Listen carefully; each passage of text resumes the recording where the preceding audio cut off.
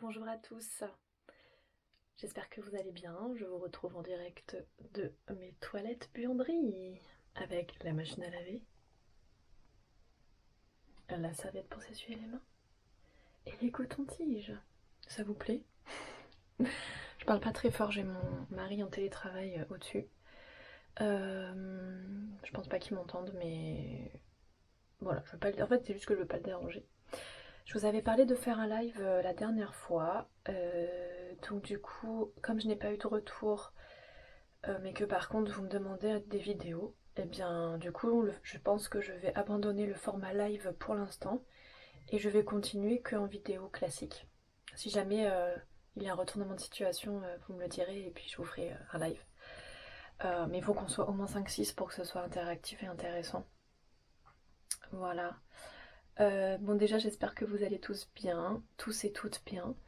Et du coup cette vidéo je vous la fais parce que je suis, comment dire, euh, on va dire dans une redondance de culpabilité qui commence vraiment à me gonfler parce que je pensais vraiment que j'étais partie de ça et je me suis rendu compte que pas du tout. Comment je m'en suis rendu compte? Tout simplement parce que j'ai des personnes en fait qui me parlent de leur grossesse. J'ai pas mal de femmes enceintes autour de moi. Avec le Covid, il y a eu pas mal de débuts de grossesse et donc là il y a beaucoup d'enfants qui sont arrivés et également des enfants qui vont bientôt arriver. Donc déjà samedi, donc j'avais une de mes clientes qui était enceinte de 8 mois, qui commençait son 8e mois. Et donc on discutait de sa grossesse, etc. Comme elle était dans un stade avancé de sa grossesse et que j'ai décidé depuis peu de ne pas parler d'Orlan aux femmes enceintes euh, pour ne pas leur faire peur tout simplement. Du coup je lui en ai pas parlé, je lui ai parlé uniquement de mon fils. Ça va, j'ai plutôt bien vécu de parler que de mon fils.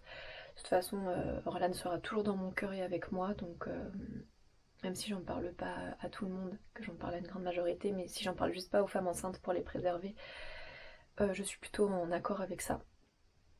Euh, et du coup, elle me disait qu'il y avait un moment donné où son fils ne bougeait, enfin elle avait l'impression que son fils ne bougeait plus, etc. Et que du coup elle a eu super peur, qu'elle est arrivée en pleurant aux urgences, etc.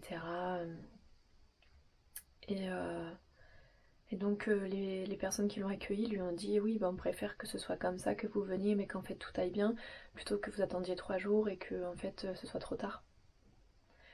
Et quand elle m'a dit ça, bah, ça m'a fait écho, ça m'a fait du mal. C'est pas de sa faute, c'est pas du tout sa faute à elle, mais c'est du coup ça m'a fait écho. Et si ça m'a fait écho, c'est pas bon signe, c'est que je culpabilise. Du coup je me suis sentie super mal à ce moment-là. J'ai continué mon travail comme si de rien n'était, mais j'étais vraiment mal, vraiment mal. Et du coup voilà. Et puis il y a eu donc hier, j'étais à l'anniversaire d'une de mes meilleures amies.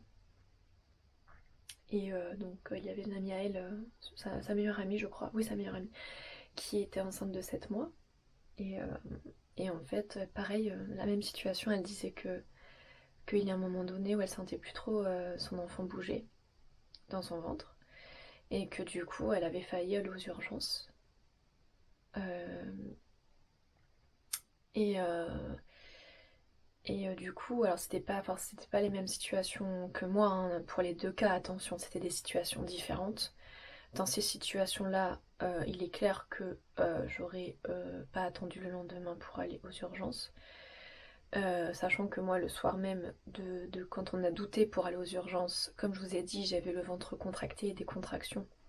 Et que forcément, dans ce genre de cas, le bébé, il a moins de place vu qu'on est en fin de grossesse. Et on se dit que il est dur parce que tout simplement euh, il est choqué par les contractions. Et comme je l'ai senti bouger dans la nuit, j'ai cru la sentir bouger dans la nuit, j'étais rassurée. Et c'est pour ça qu'il n'y a que le lendemain matin où là j'étais dans le déni et j'ai pris rendez-vous chez le médecin avant d'aller aux urgences, pensant que le médecin me rassurerait et qu'en fait le médecin me dit d'aller aux urgences quand même pour voir si tout va bien. Et la suite vous la connaissez. Et donc là, dans le premier cas, elle a pas attendu, elle est partie directement aux urgences. Et en plus, elle avait pas de contraction. Donc, moi, à sa place, j'y serais allée aussi tout de suite.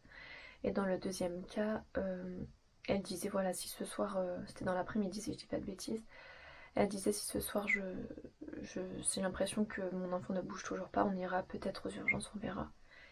Et donc, même si c'est des cas différents du mien, je me dis, mais c'est quoi mon problème en fait? Pourquoi j'ai hésité à y aller aux urgences? Je sais pourquoi j'ai hésité à y aller, je sais pourquoi on a hésité à y aller, pourquoi on s'est posé la question. Et on nous a tellement rabâché pendant les cours de préparation à l'accouchement euh, de vraiment attendre pour aller aux urgences, de pas y aller pour rien. Sauf si vraiment, vraiment, bah, genre le bébé bouge pas du tout, etc. Mais là, clairement, c'était des contractions que moi j'avais eues. Et comme je pensais que le travail débutait, je voulais pas les embêter, puisqu'on m'avait tellement rabâché de pas aller aux urgences en début de travail, de vraiment attendre que le travail se fasse et qu'il y ait vraiment des contractions très rapprochées. Comme les contractions commençaient à s'arrêter, que mon ventre était toujours dur, bah moi clairement voilà. Je ne me trouve pas d'excuses, hein, j'explique la situation. Mais des fois je me dis c'était quoi mon problème, pourquoi j'ai hésité à y aller. Et voilà, j'aurais toujours cette éternelle question, est-ce que si on y avait été ce soir-là, on aurait pu la sauver? Même si moi ils m'ont dit non aux urgences et que le médecin m'a dit non et tout ça, qu'a priori ça s'est fait très vite, bah je me poserai toujours la question. Et ça me bouffe en fait, j'en ai marre. J'en ai marre en fait de cette sensation de culpabilité. C'est vraiment trop dur quoi. J'en ai vraiment marre de me dire que si ça se trouve, ma fille est morte à cause de moi. Enfin, j'en ai marre quoi. J'aimerais bien. En fait, bah, comme je saurais jamais, bah, je culpabiliserai toute ma vie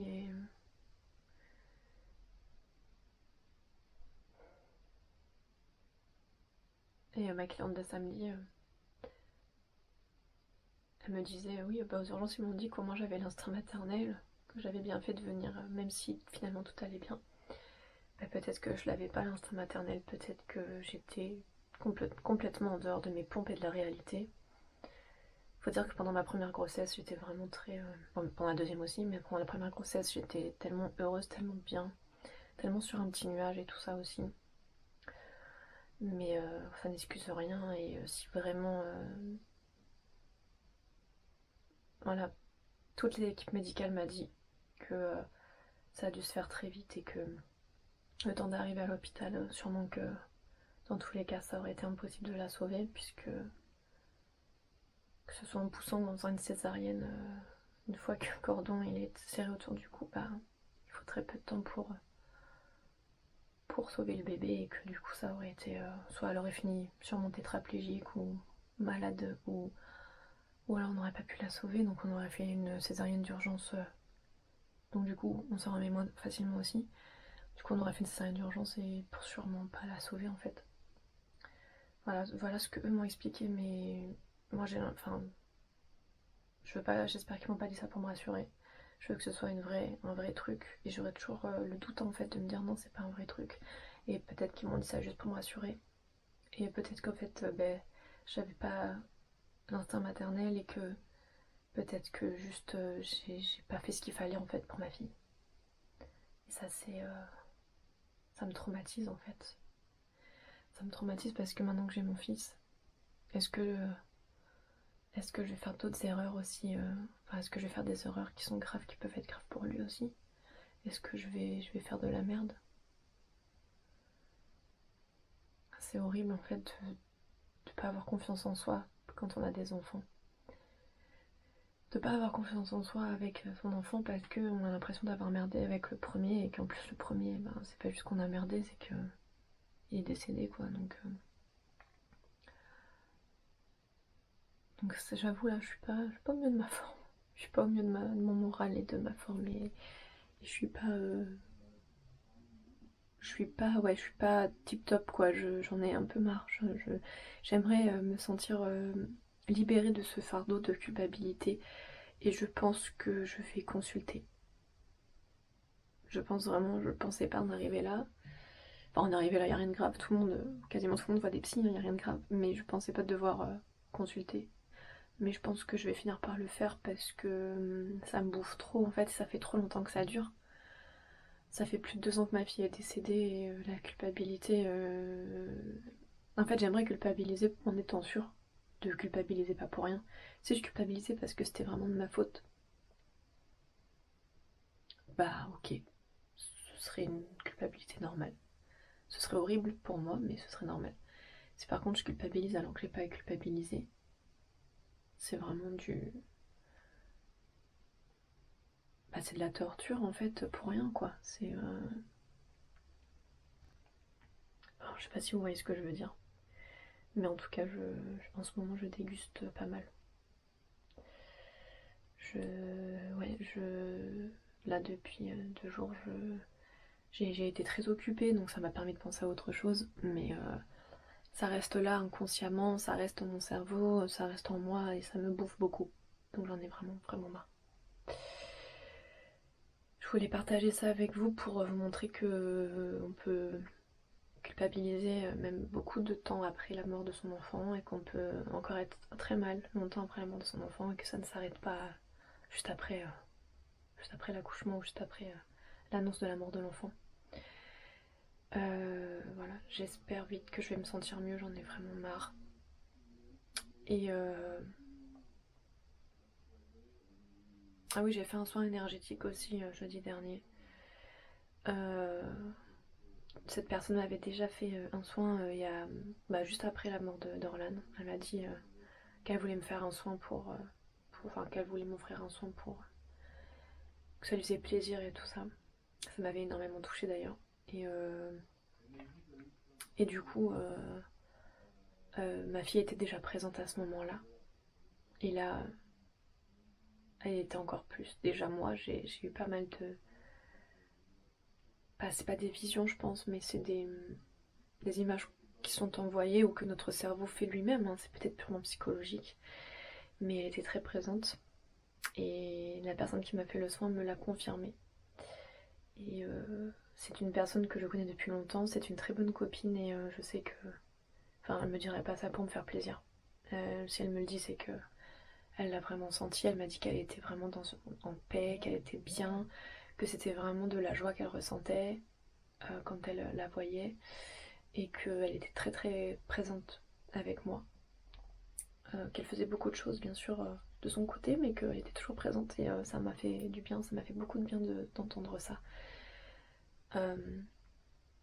Au moins ma fille m'en veut pas. Voilà, toujours ça. Moi que je m'en veuille, c'est mon problème, mais au moins que ma fille m'en veuille pas, c'est déjà bien. Bon, vous l'aurez compris, c'est pas la forme de chez Forme, ce n'est pas tip top, mais voilà, c'était l'occasion de faire une vidéo en tout cas, parce que c'était important, je trouve, de parler de cette étape-là qui est encore très difficile. Voilà, en tout cas, mon fils va très bien. Euh, on soupçonne qu'il soit allergique ou asthmatique parce que il a souvent des sifflements, mais voilà, on n'est pas sûr. On n'est pas sûr à voir. Voilà, je vous fais des gros bisous. Je vous dis à bientôt. Ciao.